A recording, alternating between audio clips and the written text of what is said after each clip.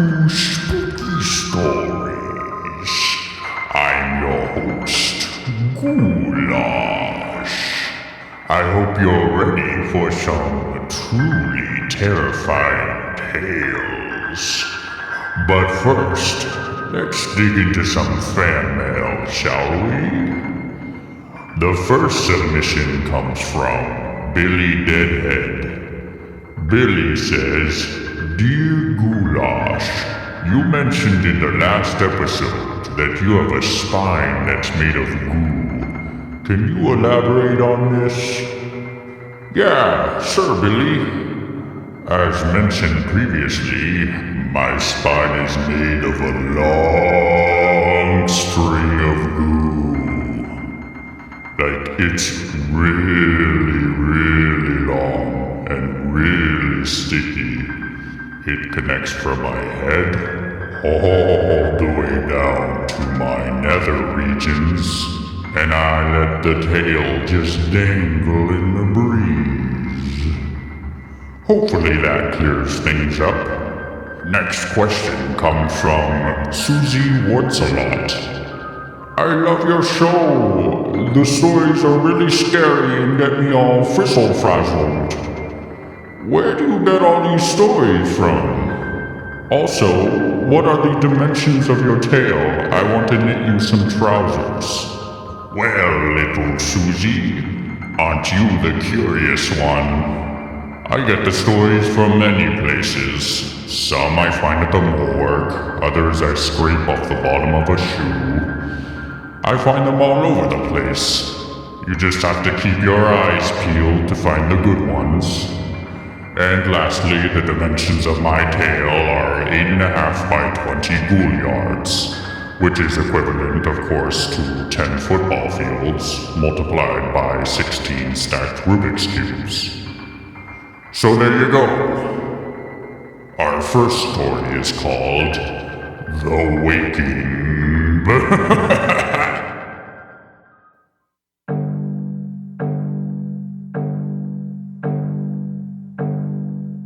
A while back, I used to work for this excavation company that did work all around the country. Whenever we were awarded a project, they would basically tell us of a job opportunity and see if we were willing to go. Sometimes it was in larger cities and sometimes in the middle of nowhere. It wasn't great traveling, but they paid for everything and set us up for rooms to rent in the cities we worked in. I didn't mind it much until this one trip I still wonder about. We had been offered a large project in a small town along the west coast. I can't remember much about the project. Along with the NDAs we signed, they never wanted to tell us much about it. All that we were told was that there needed to be some sort of underground structure where we were digging. So the goal was just to reach a certain depth and width and go home. We were set to head out in late December and would work through March to finish excavation. They told us we wouldn't be able to return home for most of the project, so they offered us some perks for going. One of them was setting us up at this farmhouse right along the dig site. I wasn't that excited about it, but I couldn't say no to the money at the time, so I went along with a few other coworkers to manage the project. We got out to the location on schedule, and everything was going well initially.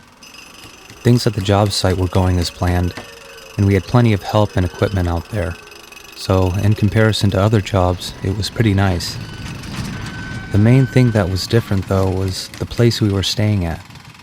It was this huge 5-bedroom house that sat nearly on top of the dig site. It was set to be demolished once we were finished, so they told us we were lucky to be there. The nearest house had to be about a couple miles down the road, so at night, when work stopped, we really felt like we were alone out there. It was different than anything we were used to, but it was pretty neat at first. Things were turning out well. Work continued on schedule and we hadn't run into any problems. But gradually, it seemed like staying that close to the job site began to bother us. It started with our sleep patterns. We had gone on quite a few trips like this and were pretty used to getting over any kind of time difference. But for some reason, it never seemed like we adjusted right. What was strange was we seemed fine for the first week of work, We had gotten over any kind of jet lag in a few days, but as weeks went on, we started waking up feeling like we hadn't slept the night before. We did our best to work like usual, but at times it seemed people noticed that there was something wrong with us. The sleeping problems hit one of my coworkers particularly bad. He was so exhausted during the day that we would catch him sleeping either at his desk and sometimes even while working on equipment. It was pretty dangerous. At nights, he wasn't any better, and even began sleepwalking, something that he said he never had problems with before.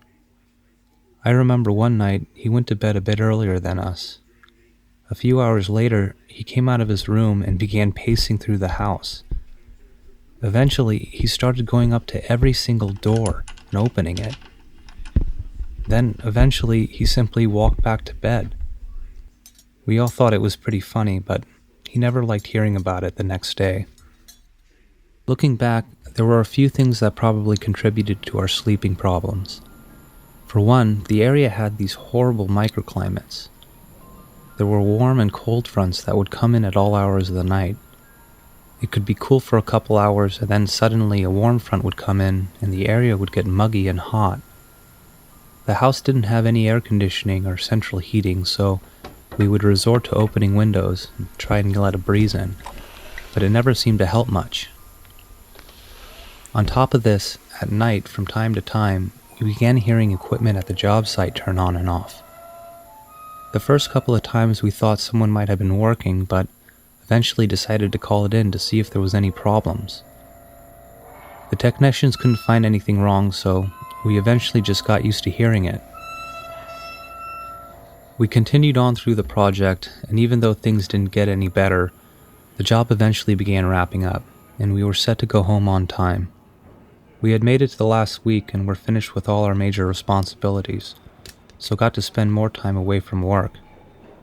Despite this, we were all still tired, and the weather seemed to get even worse.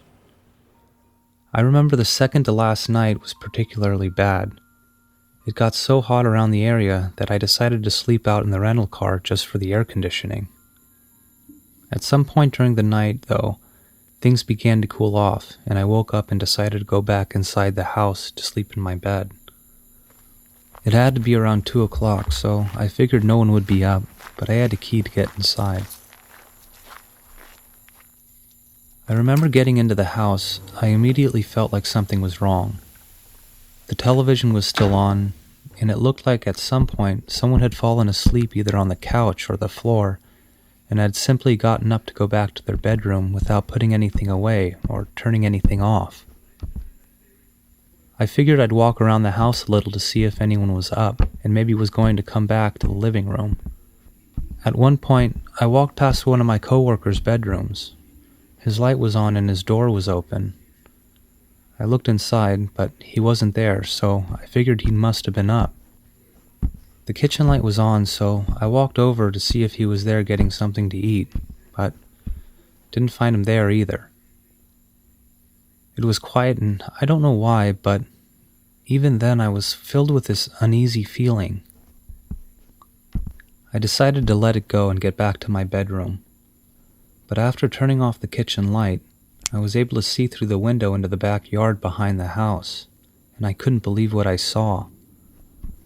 3 figures appeared to be standing in the center of the yard that overlooked the job site. I couldn't make out what they were doing, but from the look of their stature, I could tell they were my coworkers. I walked up to the sliding door and opened it. From where I was, I could tell it was definitely them. I remember waiting for them to acknowledge me, but instead they just stood there. It looked like their heads were tilted back, as if they were looking up at the night sky. Eventually I spoke up and asked what they were doing, but they didn't reply. They just continued standing there. I shouted to them. They didn't show any signs that they heard me. For some reason, even though I knew they were my coworkers, I got this feeling that I didn't want to approach them, that there was something wrong with them. I waited for a time, but they didn't do anything. I finally decided that I had to walk down to see if they were okay and what was going on. I remember as I walked toward them, some equipment turned on in the job site. It startled the hell out of me, but again, they didn't acknowledge any of it. I wanted to ask them simply what was going on, but all I could get out here and there was a yelp, as if I was taunting off a feral animal. I shouted, as if trying to scare them into acting typical. I finally reached them, and under the starlight, could make out their faces. They seemed to be fine, but didn't look at me at all. They only gazed up into the night sky with this look of anticipation. I wanted to reach out and shake one, but just as I was moving to do this, I felt something cold on my back, like a prick of a needle. And eventually, everything went blurry.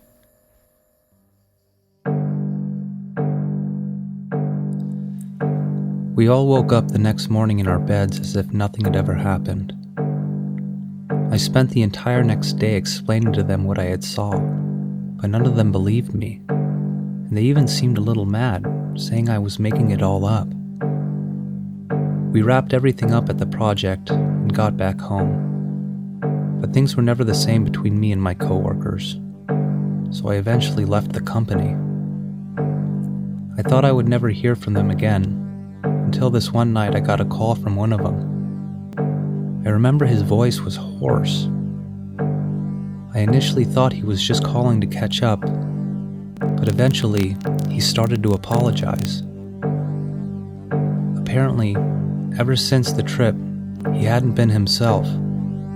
He had trouble sleeping, and even started sleepwalking.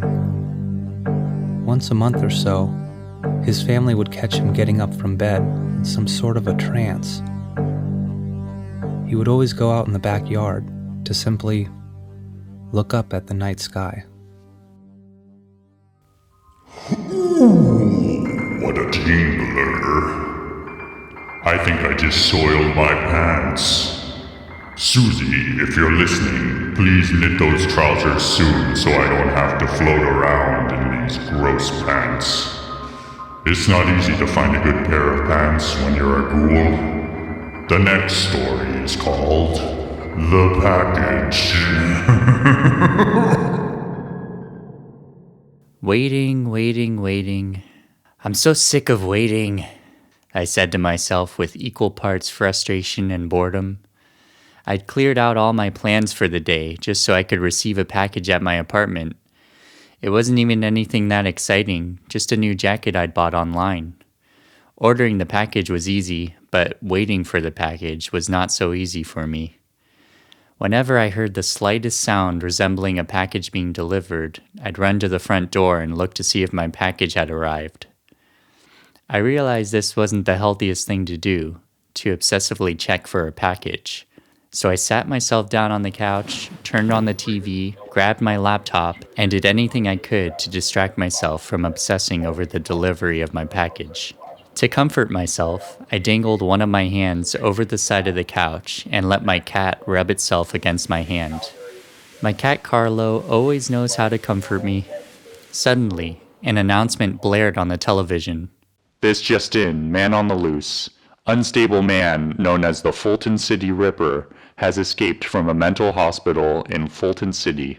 The suspect is 4'8", has shaggy gray hair, and is considered extremely dangerous. Authorities should be alerted immediately if any information concerning the whereabouts of the suspect are known.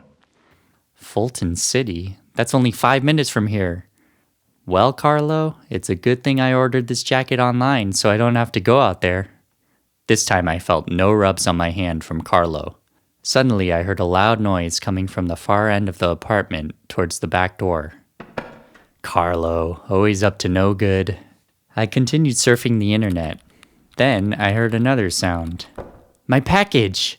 I quickly ran to the door and looked through the blinds, but saw no package.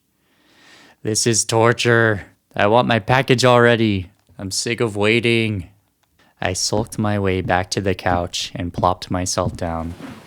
I know, I'll check the tracking. I grabbed my laptop and looked up the online tracking for my package. Arriving today by 9 p.m. Well, that's no help. It's only 1:13 in the afternoon. Ugh, it's taking forever. As if to reassure me, I felt an affectionate furry rub against my dangling hand. Out of habit, I checked my phone to see if any notifications popped up, but saw nothing. So I went back on my laptop and lost myself once again in the ultimate distraction that is the internet. An unknown amount of time went by when suddenly I realized something. I had to pee, really badly. So I ran over to the toilet to relieve myself. While I was peeing, I heard another noise. My package! I was so excited that I stopped midstream and ran to the front door. I looked through the blinds and, to my astonishment, there was a package. I opened the door, scooped up the package, and quickly closed the door, returning to the safety of my apartment. As I put down the package, however, I realized something wasn't quite right. First of all, the package wasn't sealed properly. The box flaps were open and bobbing freely. Thieves! Someone was tampering with my package. Hope they didn't take anything. But then I noticed there was no shipping label or any markings on the box. It was looking pretty beat up, too. Well, I may have to order another jacket. This stinks. Actually, it literally stinks. What smells so bad? I opened up the package and almost fainted at the sight. My beloved cat, Carlo, was in the box, only he'd been ripped to pieces and was now nothing but a heap of blood-soaked clumps of fur and dismembered appendages. Just then, I heard a sound come from near the couch. I looked over, and peeking over the couch, just barely visible, was a head with wild ash-gray hair and a pair of wicked red eyes that seemed to smile at me in the most unsettling way.